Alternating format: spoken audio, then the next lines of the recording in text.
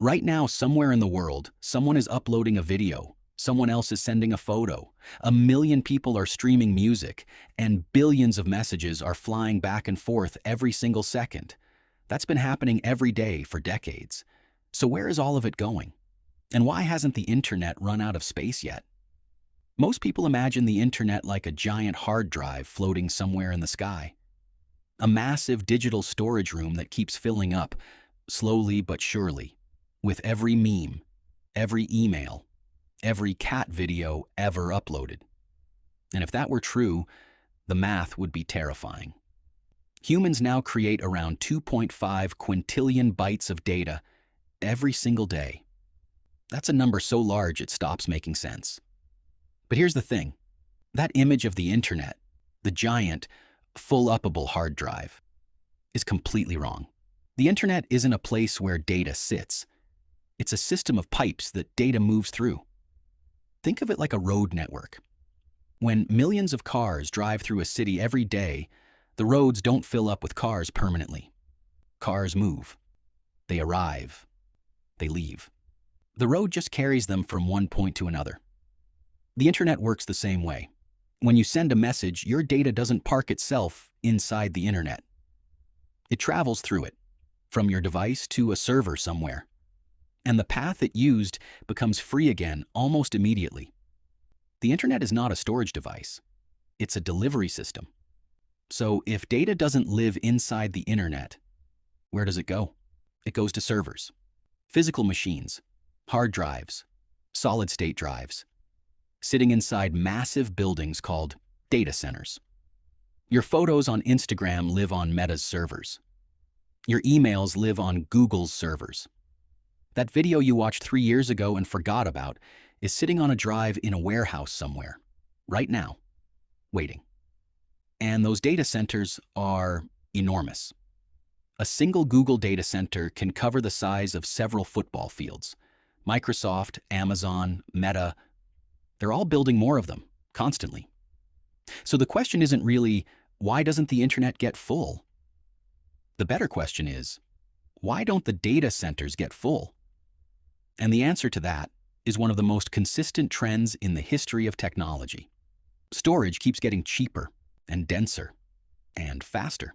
In 1980, 1 gigabyte of storage cost around $300,000. Today, you can buy a terabyte, 1,000 gigabytes, for less than the price of a meal. That's not a small improvement. That's a complete transformation. Every few years, the amount of data humans produce roughly doubles. But the cost and size of storing that data keeps shrinking at almost the same rate. It's a race. And so far, storage technology has kept pace. But storage is only half the story. Even if servers can hold the data, how does the internet handle billions of people using it at the same time without slowing to a crawl? That's where the architecture of the internet itself becomes fascinating. When you load a web page or stream a video, your data doesn't travel as one big block. It gets broken into thousands of tiny pieces called packets. Each packet finds its own fastest route through the network. They might take completely different paths and reassemble at your device in milliseconds. This means the internet isn't one road. It's millions of roads running simultaneously.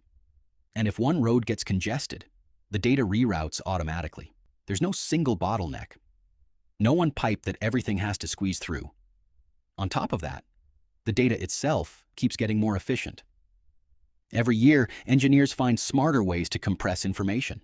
A video that would have taken 10 gigabytes to store in 2005 might only take 1 gigabyte today, at the same or better quality. Your browser compresses data before sending it. Streaming platforms compress video before delivering it. Even your messages are compressed before they leave your phone. More data fits through the same pipes because the data itself keeps getting smaller.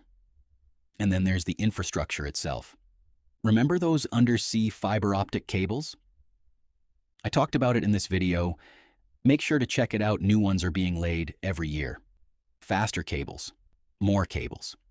Cables with higher capacity than anything that existed a decade ago, on land, new cell towers, new data centers, new network equipment, all constantly being built, upgraded, and expanded. The internet isn't a fixed system that's slowly filling up. It's a living infrastructure that grows alongside the data it carries. The reason the internet doesn't get full isn't one thing. It's 5 things working in parallel, all at the same time. Data moves. It doesn't park. Servers keep expanding to store what needs storing. Storage technology keeps getting cheaper, faster than data grows. Packets route intelligently around congestion. And compression squeezes more information through every available path. The internet isn't a bucket slowly filling with water. It's more like a river, constantly flowing, constantly expanding its banks, and smart enough to find a new path whenever the old one gets crowded.